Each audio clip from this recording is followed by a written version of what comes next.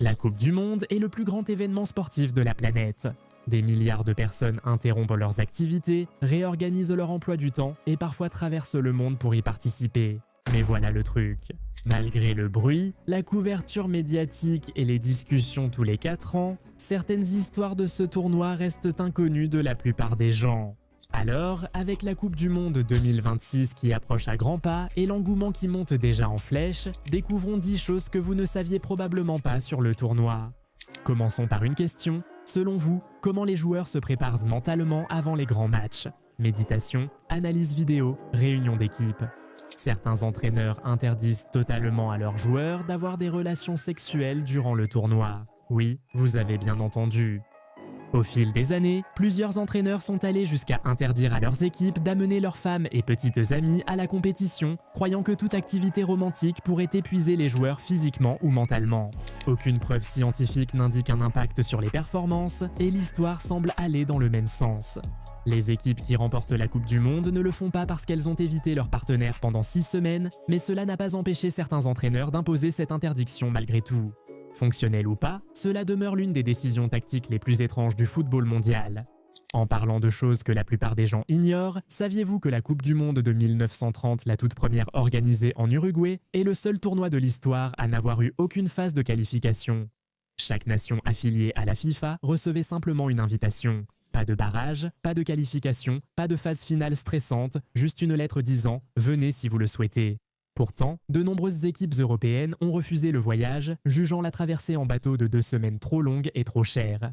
L'Angleterre ne s'est même pas donné la peine. Ils considéraient que la compétition était en dessous d'eux et qu'ils étaient trop forts pour y participer, c'est pourquoi ils n'ont joué leur première Coupe du Monde qu'en 1950. Seulement 13 pays se sont présentés en 1930. Un contraste remarquable avec le tournoi de cet été, où 48 équipes s'affronteront lors de 104 matchs. Le Brésil détient de nombreux records en Coupe du Monde, mais celui-ci est vraiment unique.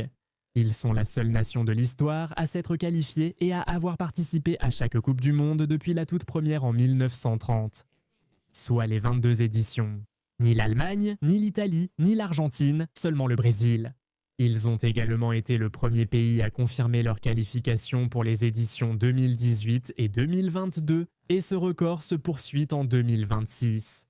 Et puisque nous parlons de ceux qui ont ou n'ont pas accompli certaines choses dans ce tournoi, plus de 80 pays différents ont participé à la Coupe du Monde depuis sa création. Mais parmi tous ces pays, seulement 8 l'ont réellement remporté. Brésil, Allemagne, Italie, Argentine, France, Espagne, Uruguay et Angleterre. C'est tout. Toutes les autres nations, y compris des prétendants réguliers comme les Pays-Bas, le Portugal et la Belgique, se sont approchés sans jamais décrocher le trophée. Avec le nouveau format élargi à 48 équipes cette année, offrant à plus de nations une plus grande part du tournoi, ne soyez pas totalement surpris si nous ajoutons un 9e nom à cette liste très courte, passant du plus régulier au retrait peut-être le plus célèbre. Parlons de l'Inde et de la Coupe du Monde 1950. Vous avez sans doute entendu dire que l'Inde s'est retirée car la FIFA interdisait à ses joueurs de jouer pieds nus. C'est une jolie histoire, mais ce n'est pas tout à fait exact. L'Inde voulait vraiment jouer pieds nus. Ils l'avaient effectivement fait aux Jeux Olympiques de 1948 et la FIFA avait bien des règles contre cela. Mais la véritable raison de leur retrait, c'est qu'ils ne pensaient tout simplement pas que la Coupe du Monde valait le déplacement. Ils ne voyaient pas l'intérêt de voyager jusqu'au Brésil pour une compétition à laquelle ils n'adhéraient pas complètement. Avec le recul, cette décision semble stupide aujourd'hui car ils ne se sont plus jamais qualifiés pour la Coupe du Monde. En voici une qui passe des nations individuelles à l'homme qui, encore aujourd'hui, détient l'un des records les plus incroyables de toute l'histoire du tournoi. Il s'appelle Just Fontaine. Né à Marrakech, il a été inclus à la dernière minute dans l'équipe de France pour la Coupe du Monde 1958 en Suède, étant largement inconnu en dehors du championnat français. En seulement 6 matchs, il a marqué 13 buts, soit plus du double de ce que Pelé et Helmut Rahn, les deux suivants au classement, ont réussi lors de ce même tournoi. Ce qui rend cela plus remarquable, c'est qu'il n'avait même pas ses chaussures. Il avait abîmé sa paire à l'entraînement et a dû en emprunter à un coéquipier. L'Allemand Miroslav Klose détient le record de buts en Coupe du Monde avec 16 réalisations en 4 tournois. Messi en compte 13, soit seulement 3 de moins, et Mbappé en a 12. Avec le nouveau format à 48 équipes et un match de plus en phase à élimination directe, les deux auront plus de matchs possibles que Klose n'en a jamais eu. Pour la première fois depuis longtemps, on a vraiment l'impression que l'histoire est à portée de main. Voici maintenant un fait qui révèle quelque chose de discrètement fascinant à propos de la Coupe du Monde en tant qu'entreprise. La gagner est évidemment le plus grand honneur dans ce sport. Mais le trophée lui-même, vous ne le gardez pas. Le trophée original de la Coupe du Monde de la FIFA, conçu par le sculpteur italien Silvio Gazzaniga et introduit en 1974, réside en permanence à Zurich. Lors de la finale, le capitaine de l'équipe victorieuse soulève le trophée en or massif devant le monde, puis le rend. Les vainqueurs repartent avec une réplique en bronze doré, l'original reste la propriété de la FIFA. Si vous regardez la base du trophée, les noms et les années des pays vainqueurs sont gravés dans leur langue d'origine selon un motif circulaire. Il ne reste plus que 4 places avant que la base soit complète, ce qui devrait se produire après le tournoi de 2038. Parlons chiffres, car ceux de la Coupe du Monde sont presque incroyables. Lors du tournoi de 2010 en Afrique du Sud, environ 3,2 milliards de personnes, soit près de la moitié de la population mondiale à l'époque, ont regardé au moins 1 minute de la compétition. Ce chiffre, fourni par la FIFA, classe la Coupe du Monde comme l'événement sportif le plus regardé au monde. Les projections pour le tournoi de 2026 estiment l'audience à 5,5 milliards de téléspectateurs. C'est complètement fou. Et ce n'étaient pas seulement les chiffres d'audience qui étaient impressionnants. Plus de 224 000 gallons de bière et 390 000 hot dogs ont été vendus dans les stades rien qu'en Afrique du Sud.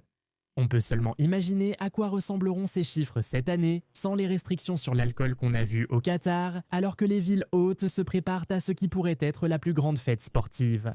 Et en parlant de record de 1950, la plus grande affluence pour un seul match dans l'histoire de la Coupe du Monde n'a pas été atteinte dans un méga-stade moderne, mais bien dans l'ancien Maracanã à Rio de Janeiro lors de la finale de 1950 entre l'Uruguay et le Brésil. Les chiffres officiels estiment la foule à 173 850 spectateurs payants, avec certaines estimations non officielles, incluant les fans entrés sans billets, qui s'approchent plutôt de 210 000.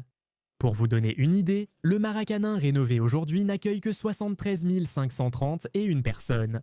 Ce chiffre de 1950 ne sera peut-être jamais égalé. Avant de dire que cette statistique est trop ancienne, gardez simplement à l'esprit que la finale de 1986 a enregistré une affluence officielle de 114 600 spectateurs à l'Estadio Azteca de Mexico. Passons maintenant à l'argent, et c'est là que le tournoi de 2026 fait quelque chose de vraiment historique. Pour la Coupe du Monde 2022, l'Argentine, vainqueur, est repartie avec 42 millions de dollars. C'était déjà un record à l'époque. Pour 2026, la FIFA a confirmé une cagnotte totale de 727 millions de dollars, avec les champions qui recevront 50 millions de dollars, un chiffre qui aurait été impensable il y a seulement 10 ans. Chaque équipe du tournoi recevra au moins 9 millions de dollars simplement pour s'être qualifiée, ce qui peut transformer l'infrastructure footballistique des petites nations. Et enfin, en voici une qui mélange le football et la nature humaine de la manière la plus inattendue. Des études révèlent que la Coupe du Monde peut augmenter le taux de natalité 9 mois plus tard. L'Allemagne est le cas le plus documenté. Après avoir accueilli le tournoi de 2006 et y réalisé un beau parcours, le pays a enregistré une hausse de 10% des naissances, contre un taux de croissance annuelle normal inférieur à 1%. Les chercheurs l'associent à une consommation accrue d'alcool, à de fortes émotions et à une euphorie nationale qui, apparemment, a des conséquences bien au-delà du terrain de football. Ce fait voir les célébrations de la Coupe du Monde différemment. Le tournoi 2026 commence bientôt. Peu importe le résultat, cela enrichira l'une des histoires les plus exceptionnelles du sport. Connaissiez-vous l'un de ces faits? Dites-le nous en commentaire. N'oubliez pas de laisser un like sur la vidéo si elle vous a plu et de vous abonner à la chaîne. Pensez aussi à activer les notifications pour ne rater aucune nouvelle vidéo. À la prochaine, au revoir.